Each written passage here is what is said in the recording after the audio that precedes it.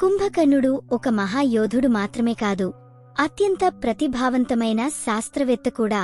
అతనికి కొత్త విమానాలు, ఆయుధాలు తయారు చేయడంలో అప్రమేణ ఆసక్తి ఉండేది. నిజానికి కుంభకర్ణుడు శ్రీరాముడు నారాయణుడి అవతారమని తెలుసుకున్నాడు. అయినప్పటికీ అన్న రావణుడి ఆజ్ఞకు కట్టుబడి శ్రీరాముడితో యుద్ధం చేసి వీరమరణం పొందాడు. తెలివైనవాడైన కుంభకర్ణుడు రావణుడిని కూడా సరైన సలహాలు ఇచ్చాడు.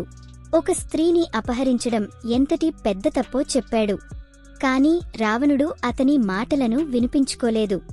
కుంభకర్ణుడు తన అతిపెద్ద శరీర నిర్మాణం, అలవాటైన ఆకలితో ప్రసిద్ధి చెందాడు. అతడు 6 నెలలపాటు నిద్రపోయి కేవలం ఒక్కరోజు మాత్రమే మేల్కొనేవాడు.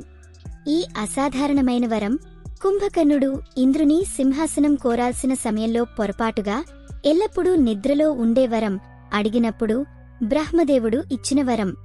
రావణుడి విజ్ఞప్తికి స్పందించి బ్రహ్మదేవుడు ఆ వరాన్ని సవరించి కుంభకర్ణుడు 6 నెలలకు ఒకరోజు మేల్కొనేలా చేశారు.